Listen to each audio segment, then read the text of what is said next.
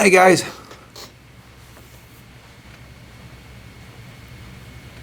Hi, Mark. Hey, how you doing? Not too bad. Yourself? Very good. Um, you had said after Saturday's game, Mark, that taking care of the offense, looking at the offense, was something that would happen as soon as that night and on Sunday. So, what can you tell us about how you've gone about addressing that since Saturday's game? Well, first it was, you got to take a step back because I think if I go back and look at it right now, we didn't overcome the the quarterback transition on a Friday. That had a bigger impact than probably what I had anticipated, and not in the play of Justin. I thought the play of Justin was good. I thought Justin did what he needed to do to help us win that game. I thought he threw the ball well, stood in the pocket and threw. It was more the communication and the errors that happened in the transition of the run game and the transition of trying to make some verbal communications at the line of scrimmage is where we lost that part of it, and a lot of that has to do with we didn't put Justin in those situations in practice due that he was spending 50% of his time with the scout team last week. So I think the biggest thing as I look back on it was one, as simple as that, we didn't adjust. That losing that quarterback on a Friday morning was tougher to overcome than what I wanted to believe it did. And then secondly, we wanted to make sure, as I look back on it, the continuity in our offensive line and our tight end play, that's been a mixed bag of this whole season because we've got Ellis and Mason Neeson are both out. And then Trevor's playing very good, our left tackle. So now we're trying to, and then Piney went down the other night too, early in the game because he was just trying to fight through his injury. So we were just trying to find the right combination of players in that front, along with the tight ends, and they've all done well. But there's probably been too much of a change in players out there to get some rhythm going with them. So we really need to just get a group out there and consistently get them to play together, communicate together, so that they can function together more efficiently. So a lot of things I said there, but on top of that, that's schematically what can we do with the players that we have so they can get themselves in a position to win. And that's probably the points that I took from it, watching the film, seeing the play, and looking at the passing game versus the run game, and then it was the third downs that really killed us. The third down penalties, which were some communication penalties, and then there was just some football things that happened in a game. But there's a lot of those things were correctable. I don't know if that's the right word. A lot of those things were controllable had Justin had an opportunity to practice more with that first unit. Mark, when it comes to the run game struggles, you dig into the numbers a little bit. The last time that you guys averaged more than 133 yards rushing per game as a team was back in 2016. You averaged 164 yards per game in 2016. In the years since, it's gone 119, 133, 110, and you're sitting at 97 this year. Is it fair to loop that together and say there might be a big issue here, or are you looking at the run game as it's year to year, it's case by case? What do you make of hearing those numbers? Well, that's what year did you say? 2016. 2016, you averaged 164. If you go back, 2016 was still that was about the time that things started to transition. Even in college football, with the whole game, the way it's played, everybody that's about everybody was starting to go a lot faster, and all that wave came in, and things changed at that time. I think I know it changed defensively somewhere around there is what I'm trying to project of what we were defending, and what was going on at that time. Okay, so again, David Johnson. I think the one year that we were really good, we had David Johnson and Aaron Bailey. were two of the guys in the backfield, and they were the two fastest guys on our team. So, but the quarterback was probably one of the fastest players that we had. And so that goes along with the rushing game when your quarterback can run. When your quarterback doesn't run, you're playing a different style of game. And that's very evident. So yeah, it has a lot to do with the anybody we defend. I know this: when I'm defending a running quarterback, I'm playing a totally different game than when I'm playing a throwing quarterback. And offenses have changed, and actually they're coming back around the other direction right now. You're starting to see more you're starting to see more two tight end sets. Everything's kind of, football's cylindrical, where always what comes around goes around, and it's coming back around to two tight ends and two backs now again. And then you go back to our league, is so much different, because if you go look at the same stats, since 2016, we have become the #1 defensive league in FCS football. And it's all made up of tremendously strong teams as far as defensively. And I think it still stands today that 6 of the top defenses are in our league out of the top 7 or 8. So I look at all those things too with how things have transpired, so we can get analytical about anything and make numbers work to whatever our thoughts are, but to me, it's more dealing with the guys that we have. Do I have a running quarterback or do I not have a running quarterback? That's the first thing you look at before you even call a play. And the second thing is you start looking at your tight ends, because your offensive line hopefully will always be sound and good, and at least you can do some things with your 5 guys there. But your tight end is the other guy that needs to be a part of the passing game and run game, and he's a huge part of the run game when you're starting to play one-back offenses now. When you're playing 2 tight ends offense, do what you want. But when you're playing a 1 tight end offense, he better be a special player to do some of the things that you're doing in a spread offense, if you want to call it that, which is a one-back offense. He has to be a special player in the run game as much as in the pass game. So yeah, there's a lot of dynamics to that question. So I don't get caught up in the numbers, because football is an ever-evolving game right now and still evolving today. Thanks, Mark.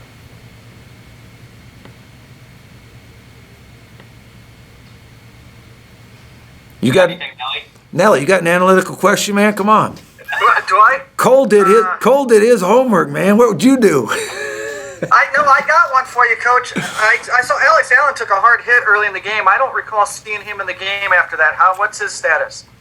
He took a hard hit and he's still out. And then you go back to Cole's question.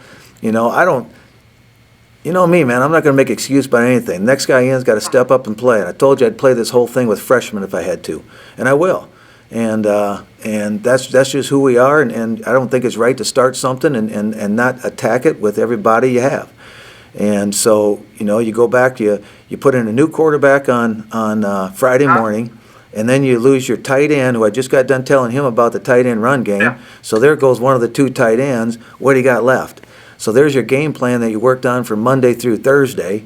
And all of a sudden on Friday morning with no practice time, you try to do something to recreate your offense. And then when you think you got your 2 tight end offense ready to go to manage that, since you lost your running quarterback, then all of a sudden you're down to 1 tight end. Now what do you got left? Because if you remember, we lost our starting tight end in October to the knee injury. So technically, Kyle's the second tight end, and Alex was the third. So you do all the math. Offense has been just devastated by injuries and COVID. And when you do COVID, it's not 1 day, it's 2 weeks. So that kid loses practice for 2 weeks. And I just sat and talked to one of the kids that actually had COVID, and I asked him about, how he's feeling, stuff like that. He goes, "Coach, I'm finally feeling good." He said that COVID stuff, he goes, "I was actually playing. I didn't feel like I had any energy those first couple weeks back." And I didn't even know that.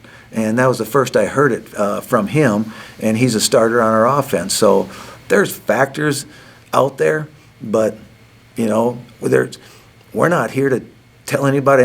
I don't want our players to even think like that. I want the next guy stepping in to be ready to be the tight end, whoever that tight end's going to fill in for Alex this weekend, and it's going to be somebody, because Alex won't make it back in time. So that tight end better step in there and play like a starter and allow us to call the plays and the things that we need to do. But that's that's how we approach things here. That's the mindset I want for our players. Is that mentality that any adversity you got to take it on and not go the easy path. To me, the right path is the one that the next guy wants an opportunity to play too, and get him on the field and do things, play to his strengths and abilities now, and that's what we'll do. But Alex was actually playing really good. Alex got an opportunity to be our starting tight end because of the injury that happened to our starting tight end, and Alex made the most of his opportunity and has done a great job. Hit his first catch the other night, and he's been blocking his tail off. So I'm actually excited for Alex. Hopefully it's not a bad injury, and I don't think that it is, but it's bad enough that I doubt that he'll play this weekend. And then I'm even going to go back to Justin, since I'm a little bit wound up now. I thought Justin... Sorry, Coach. No, that's all right. All right. I try to give you my calm version. But in the end, what I tell you is I thought Justin really did a nice job because he got an opportunity, and he made me very aware of Justin Vomby right now because of how he performed in that game. And I didn't know what to expect from him at the time. And he really showed to be a college football quarterback by how he threw that football the other night.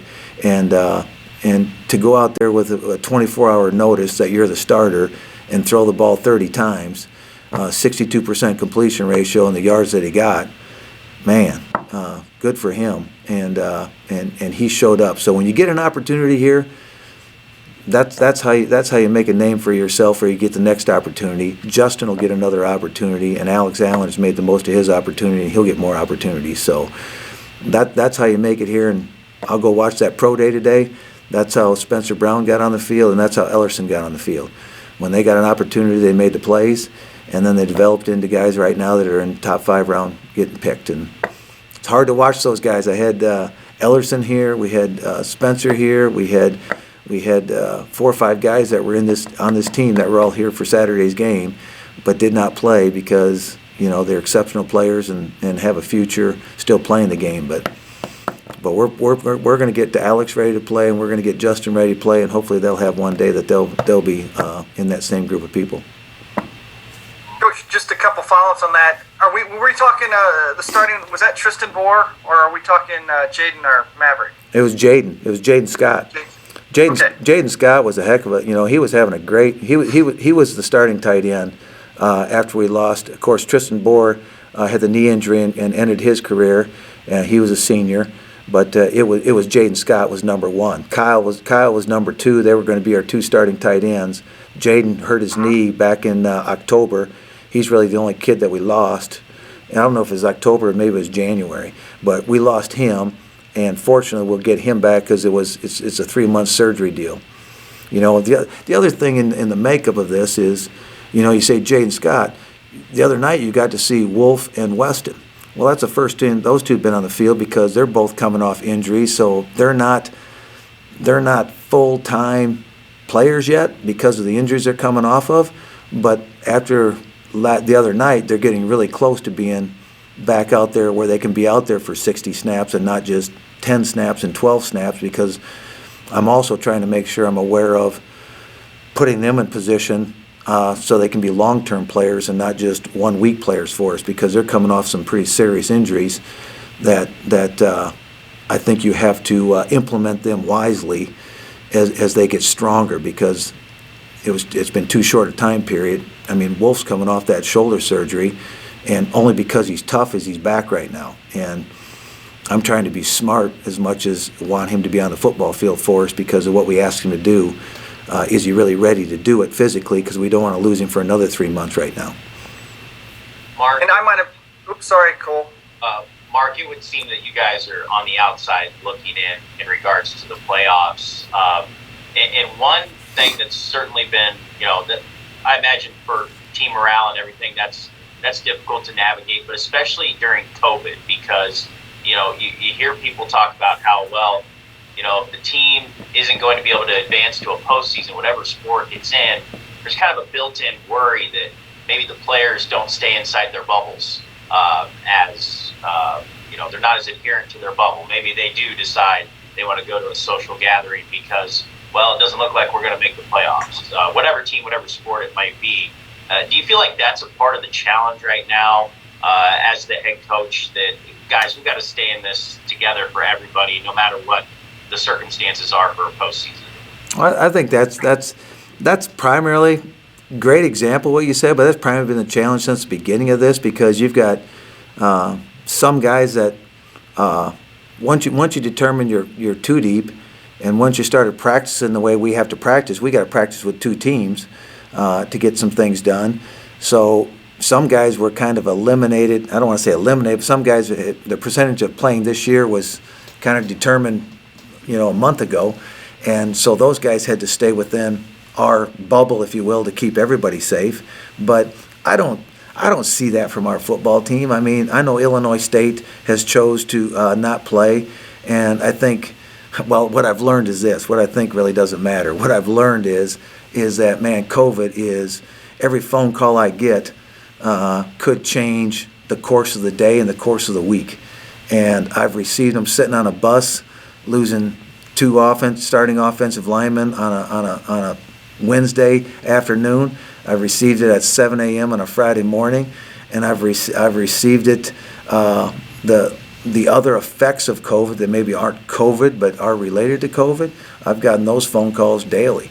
So it's a chore, and I've learned more of the process that you're not gonna bull charge COVID. All right, you got to find a way to deal with it, and you need everybody to get it done. Everybody's got a role, and your role might change within one phone call, that from a scout team to a starter overnight. So we've all learned that, and I think every business and every person, and you guys have learned it in your own lives somehow, some way that you can relate to. It's just ours is more spontaneous, and you see the outcome of it on a Saturday afternoon.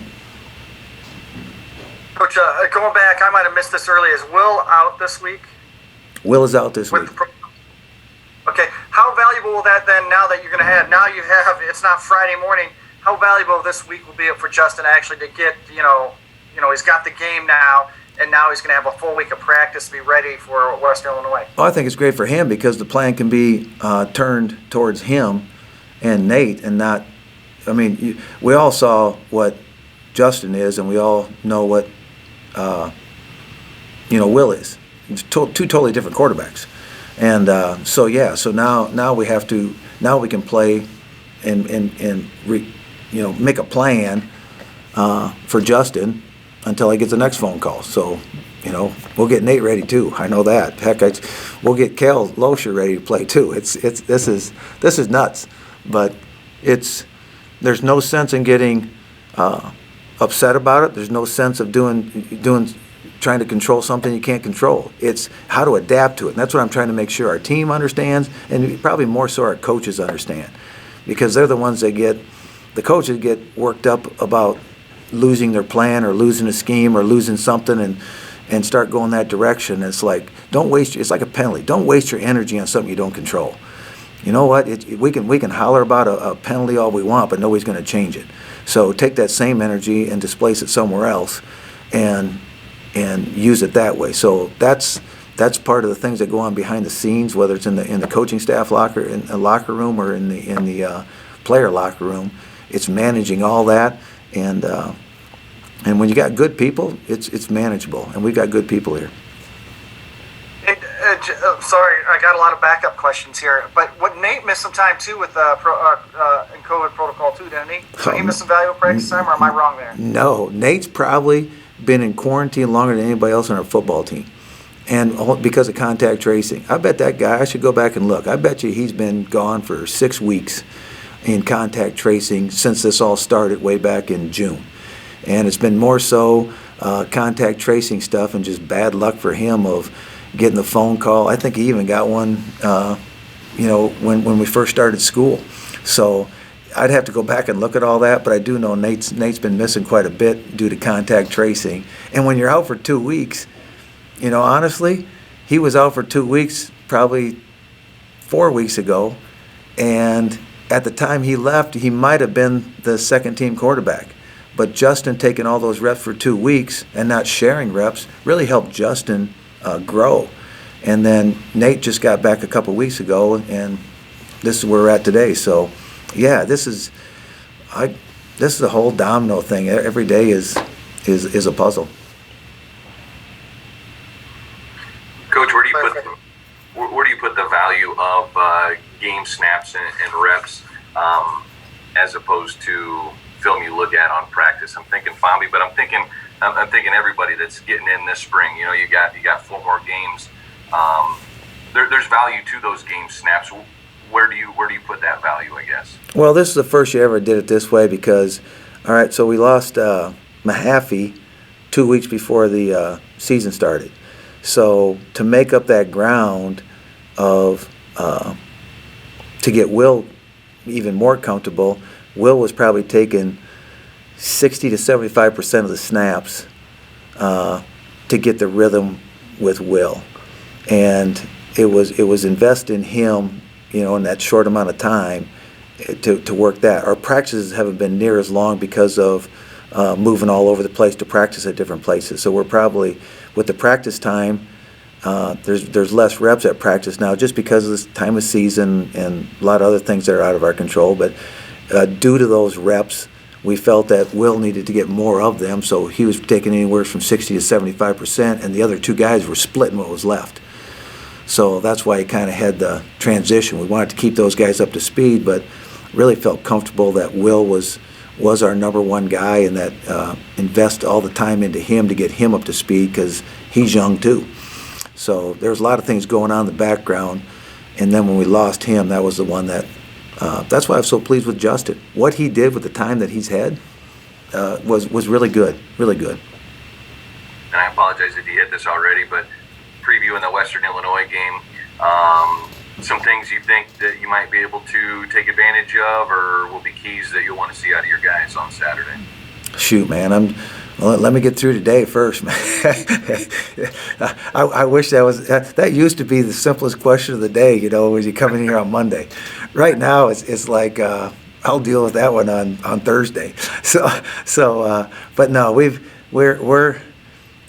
had to adjust, learn, and you know, where our defense is really doing well right now, and it's been fortunate the defense has been kind of not taxed by injury or COVID as much as offense is. It was just two different. It's weird how much one is on one side and the other. You know, we've had some backup players, but not the starting role. So we've been pretty consistent, and I think that's probably what we're missing the most. So, and to answer your question, if I said right now, consistency. We need consistency on offense, no question, and we need to continue our consistency and improve some of the things that we're doing on defense with the guys that we're doing it with. Thank you. Anything else, guys? All right, I see Elwin's on here. Elwin, can you play quarterback? You know what? I'd be better off dressing for the other team. I can help you a lot then. All right, guys. See you later. Thanks, Coach. Thanks, Coach. See you right now.